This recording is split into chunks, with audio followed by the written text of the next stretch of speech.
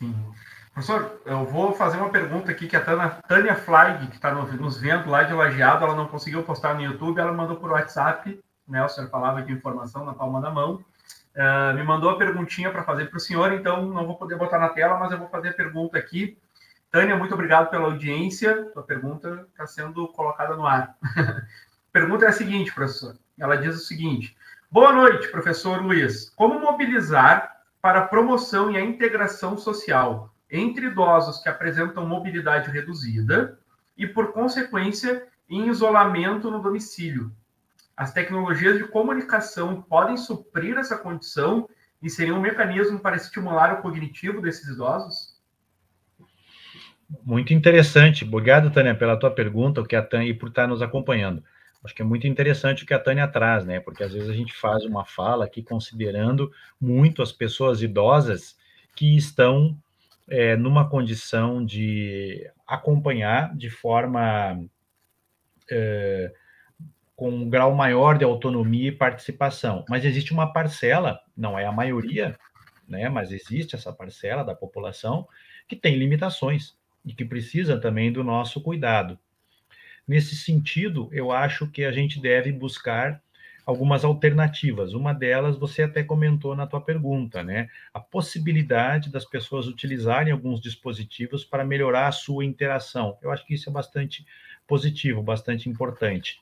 Eu lembro de uma época que nós tínhamos umas atividades de estágio da fisioterapia no bairro da Nova Gleba, aqui em Porto Alegre, na Zona Norte, e nós visitávamos pessoas em casa para atendimento domiciliar. Nós tínhamos, por exemplo, uma senhora que tinha uma página no Facebook que era um grande canal de comunicação e de informação do bairro. E ela, da casa dela, ela tinha dificuldade de sair de dentro de casa. Ela se comunicava muito por essa ferramenta. Eu acho que isso é uma possibilidade bastante interessante. E, às vezes, também nós, como profissionais da saúde, devemos tentar buscar alternativas para colocarmos esse idoso em contato com outras pessoas, quer seja do domicílio, quer seja do prédio onde vive, quer seja do bairro onde ele está presente. Nós podemos ter projetos terapêuticos num ambulatório que pode ser compartilhado entre pessoas. E na hora que você tem essa possibilidade de compartilhar, você tem troca, você tem conhecimento, você tem o sorriso, você tem a experiência de um sendo colocada para a experiência do outro.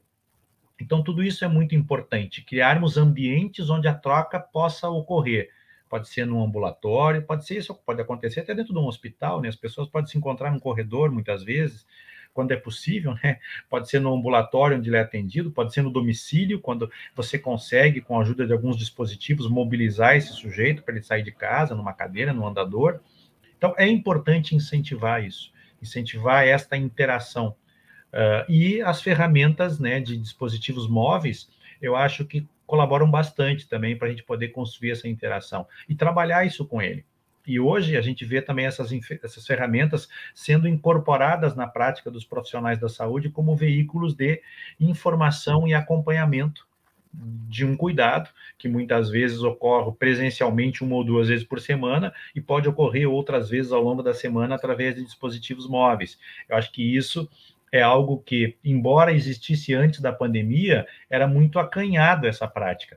Pós-pandemia, essa prática cresceu muito entre as diferentes profissões e isso foi e está sendo, né, mais assimilado. A gente Sim. tem ainda, claro, muitos desafios para entender as melhores formas disso acontecer, então estudos são necessários para entendermos melhor como isso pode ser utilizado, mas também são estratégias que podemos trabalhar.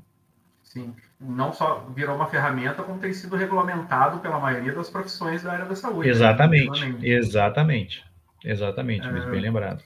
Então, professora, já deu 53 minutos de live, o tempo voa quando a gente está se divertindo, né, professora? Vou fazer a última perguntinha aqui da audiência, da Daniele Gorski Medeiros, para ir depois vou abrir para o senhor fazer a sua consideração final, professor. Então, boa noite, Daniele, muito obrigado pela audiência. Vamos à perguntinha, então. Professor, teria algum programa do governo brasileiro com foco no envelhecimento bem-sucedido ou algum programa governamental no mundo que o senhor considera relevante? Olha, considerar relevante é um pouco forte, assim, de eu dizer que eu considero relevante, né? Mas é importante, primeiro, que a gente venha a conhecer a Política Nacional de Saúde do Idoso, que é uma estratégia que o governo federal formulou para que os estados e os municípios desenvolvam ações associadas ao cuidado da pessoa idosa, com foco na capacidade funcional, na manutenção e na promoção da capacidade funcional no idoso, e propõe o desenvolvimento de ações, de atividades. Propõe a construção de espaços de interação, de espaços públicos, de serviços para essas pessoas. Aqui nós podemos considerar alguns documentos importantes no Brasil que regem sobre isso. O Estatuto do Idoso, que traz direitos e deveres para essa população, de uma certa forma, ele também está vinculado a isso. Porque no momento que o Estatuto ele oferece a essa pessoa o transporte gratuito, isso impacta nesse envelhecimento bem-sucedido. O transporte gratuito desse idoso dentro da comunidade. No momento em que há uma política para que tenhamos associações, serviços comunitários nas cidades onde os idosos possam ocorrer, isso impacta nessa política. Nós temos muitas ações importantes na política do idoso. O que ocorre, como muitas questões de legislação no Brasil, é que elas não são efetivamente implementadas, e às vezes de um município para o outro tem muitas diferenças, porque são ações a nível municipal. É importante que cada um, como cidadão, como sujeito político, quer seja idoso, profissional da saúde, conheçam essas políticas, conheça o que está acontecendo no seu município, participe dos conselhos, porque os conselhos existem, alguns deles são conselhos que determinam a aplicação de recursos, que fiscalizam a aplicação de recursos. Isso é fazer a boa política. Nós não temos que deixar na mão só dos partidos que vão definir o que vai ser feito.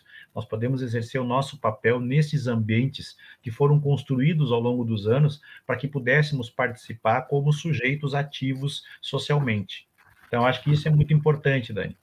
E, do ponto de vista para além das fronteiras do Brasil, a Organização Mundial da Saúde tem algumas políticas de envelhecimento ativo, que proporciona muito dessa ideia, né, que é do envelhecimento socialmente ativo, de interação com a comunidade, de participação social, as políticas também que promovem e incentivam a prática da atividade física nessa população. A gente tem algumas ações que não levam muitas vezes o nome de envelhecimento bem-sucedido, que não tem esse rótulo, mas que indiretamente estão associadas a isso. Eu acho que, como profissionais da saúde, é importante que a gente conheça um Estatuto do Idoso, a legislação sobre o envelhecimento no Brasil, a política de saúde da população idosa, entenda como funcionam esses espaços, esses ambientes de discussão, de apropriação, de acompanhamento dessas ações. Isso é importante. Isso impacta